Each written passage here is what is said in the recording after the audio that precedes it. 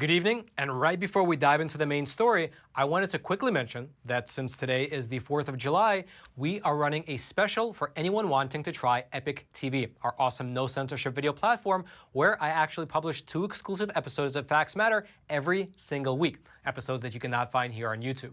So if you'd like to check it out, the special July 4th link will be right there at the very top of the description box. And now, let's dive into the main topic, which has to do with this right here, the U.S. National Guard. Or more specifically, the fact that the U.S. National Guard is about to get a lot smaller. Because you see, according to the most recent estimates, approximately 40,000 National Guard troops are currently facing the prospect of getting discharged from the military due to the vaccine mandate.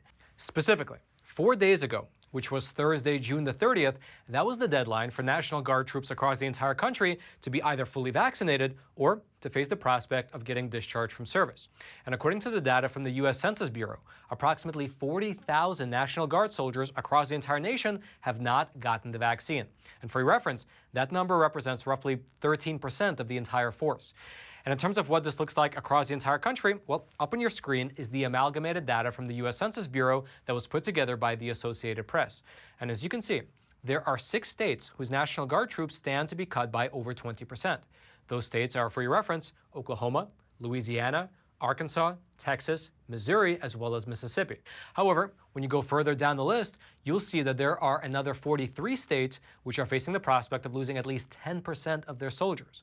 In total, if you do the math and add it all up, the country as a whole is facing the prospect of losing at least 40,000 soldiers, which is a significant number. In fact, during a recent interview, Lieutenant General John Jensen, who is the director of the Army National Guard, he said that if the current numbers hold, there are serious concerns about the impact that this mass exodus will have on Guard readiness. Here's in fact what he said during a recent interview with the Associated Press. Quote, "When you're looking at 40,000 soldiers that potentially are in that unvaccinated category, absolutely. There's readiness implications on that and concerns associated with that.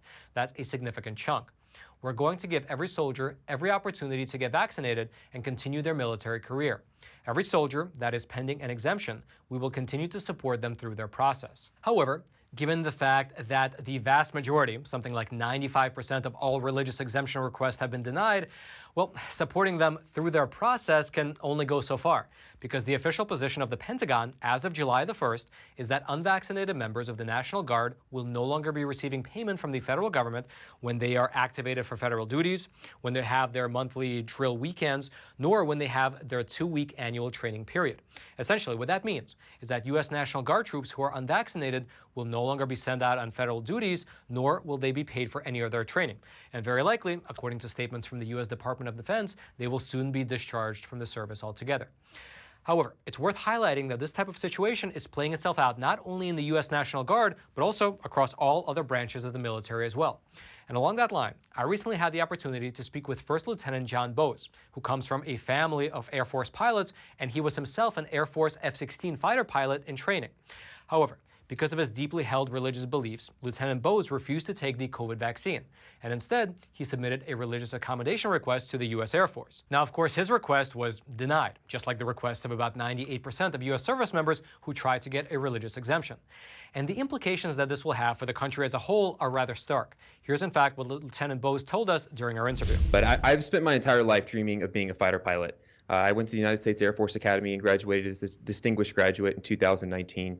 And then went on to pilot training with NATO forces, actually, to learn to fly the T-6 and the T-38, which are training aircraft, the T-38, which is a supersonic fighter jet trainer. After that, I moved on to the F-16 training course, where I was placed on administrative hold from flying as a direct consequence of filing for religious accommodation. So that essentially means that because I filed a religious accommodation, which is my constitutional and statutory right, I was removed from training as a direct consequence of that. And so that's kind of where I stand now. My religious accommodation has been denied, and I've received formal punishment because I remain unvaccinated, and I've been told I will be discharged, which is really, truly a shame because I have spent my entire life dreaming of being a fighter pilot. Both my parents were pilots in the Air Force, and I remember from just a very young age waking up in the morning and hearing the sound of freedom as jets take off and spending time with pilots in the squadron with my father. And so this has been my obsession and my dream, and I've strived for it my entire life. And so it's really a shame that I have to put that all on the line over my religious beliefs and my oath as an officer to the Constitution of the United States.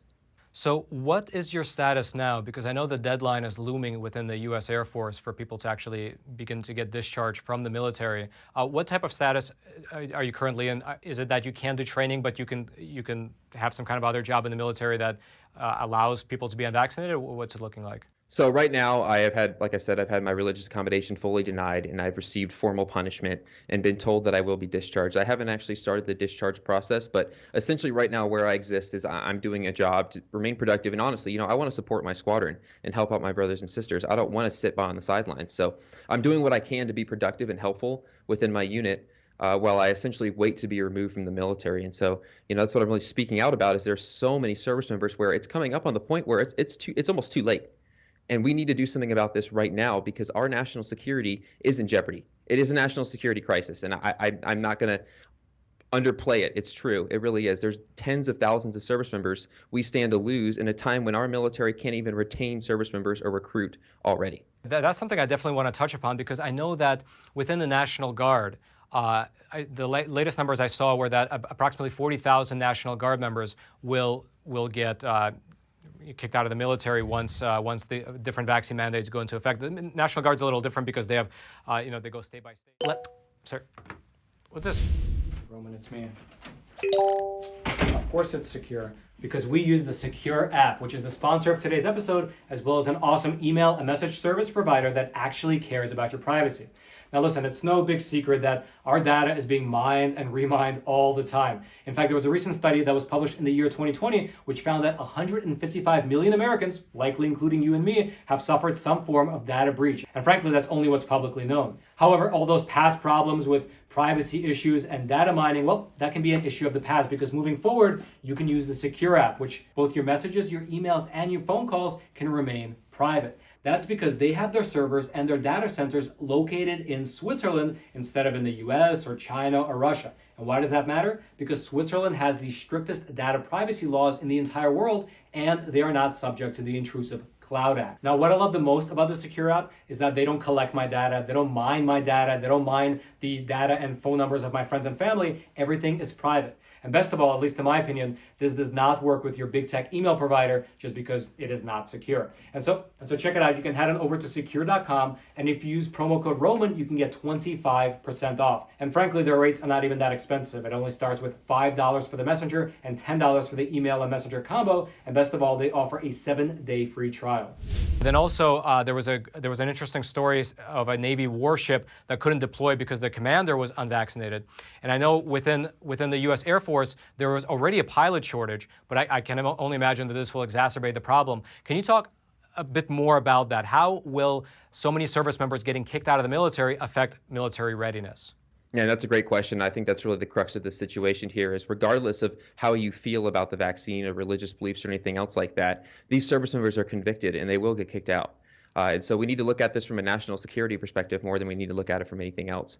The DoD's own numbers as of April of 2020, we lost 10,000 service members in a single month, which is the most in 10 years that we've lost in a single month. 10,000 service members in 1 month. We are hemorrhaging people. On top of that, the United States Air Force reported their lowest recruiting number since 1999 this year. And the Navy is now passing policy to prevent members from being discharged early. And so it's a pretty clear picture here that we are really struggling to keep up with the demands for national security that we already have. And so when we look at these tens of thousands of service members who could stand to get discharged, 45,000 in the Army National Guard alone, that is a major, major issue in a time when tensions with Russia and Ukraine and Iran and China are escalating every day. And I think that's important for the American people to understand. They pay for our national security, and so they deserve answers. So prior to the start of the interview, you mentioned that you have a document that shows evidence that the Department of Defense is quite aware of the danger that kicking so many members of the military out due to these vaccine mandates would actually pose to military readiness. Can you share it with the audience? Yeah, sure thing. So there's a couple of different documents that exist out there. The first one I'll talk about is the Marine Corps Office of Legislative Affairs. They responded to a congressional inquiry on the date of the 20th of May. And they stated that to date, we don't have concerns for the health of our military occupational specialties or overall readiness. None of the Marines separated to date have been aviators or special operators. I think that kind of implies that aviators and special operators being discharged would be an issue for national security. And so I'm personally aware of, at the time that letter came out, I know of 12 student pilots at Pensacola who have been notified of discharge. I know of 2 F-35 pilots who have been notified of discharge. I know of an F-18 pilot who's been notified of discharge. And I know of a Cobra gunship pilot who's been notified of discharge. And so to say this, that we don't expect any issues, and then to state what would be an issue and then not include the fact that many of these service members are indeed being discharged is strange to say and is confusing. And so I'll jump over to the Navy. This came out on the, the 20th of June. They released a NAV admin, which is the policy directive that said that the original draft said, due to the uncertainty regarding the COVID-19 pandemic vaccination losses and the recruiting environment where competition for talent is especially tough, the Navy is opening the aperture for additional personnel policy levers to retain sailors. That memo was then changed to have that statement removed from it.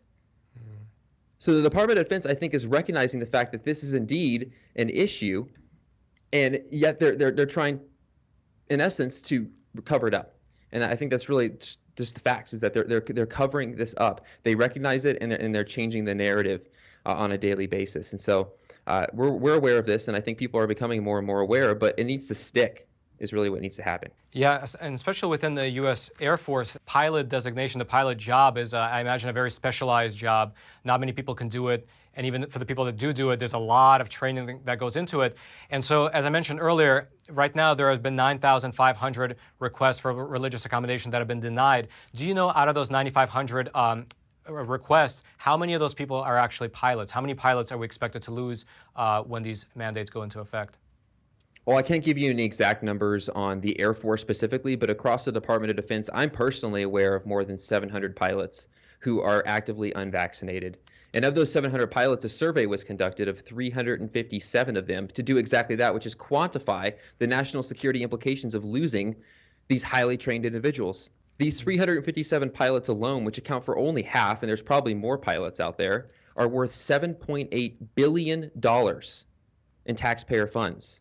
On top of that, their average years of service is 14 years, and 69% of them are instructor pilots. And for those that don't understand that, the implications of that are massive, because in a time when we already have a massive pilot shortage, we're going to then discharge our most experienced aviators who have the capabilities to retrain their replacements and fix this pilot shortage. So not only are we taking a massive chunk out of our shortage with these 700 pilots, but we're also making it next to impossible to actually dig ourselves out of this decades-long hole we've created in terms of pilot retention and pilot manning. In 2015, Chief of Staff Goldfein of the Air Force said that a 1,500 pilot shortage was a crisis. And that shortage has grown to 1,650. And now we're standing to lose half of that crisis. That is a national security issue that is just completely insane to think about, that we would lose that many pilots in our ability to sustain ourselves. And like I said, I really want to emphasize that these pilots are the experienced ones. And that's really where the issue lies, because we are already losing our experienced pilots in droves to the airlines and just general attrition that we see on a day-to-day basis. You know, I was speaking to a National Guardsman, an Air National Guardsman recently, and I'll keep his privacy intact, but he told me that he was having lines out the door of pilots wanting to join his guard unit because they don't want to be part of active duty anymore. They just simply are tired, and they told him that if they don't get into the guard, which is the part-time only, then they're going to go to the airlines. And so we're losing them, not just to the vaccine in general, but just because of policy. So what kind of discharge are you? Now, I should mention that that was only a small segment of the entire interview. In the full interview with Lieutenant Bose, he goes into much greater detail regarding why he refused to take the vaccine, his lawsuit against the Department of Defense, some specific documents that he shared with us regarding how the Pentagon tacitly acknowledged that military readiness will be hurt by these mandates, as well as what he's seeing currently inside of the U.S. Air Force. Now, even though what he said in that interview is his own opinion, as well as his own observations from the ground, well, frankly, just the idea of discussing why his religious beliefs precluded him from getting the shot is not a topic that's welcome here on YouTube. That's just the reality of the world we live in. And so if you'd like to check out that interview in its glorious entirety, you can do so over on Epic TV, our awesome no censorship video platform. I'll throw a link to the entire interview down into the description box below this video. And also, just as an aside, as I mentioned earlier, now is a great time to try Epic TV if you've been a bit on the fence, because we are currently running an Independence Day sale. And so you can celebrate July 4th by declaring your independence from big tech censorship by trying Epic TV. The link again will be right there at the very top of the description box. Then, until next time, I'm your host, Roman from the Epic Times. Stay informed, and most importantly, stay free.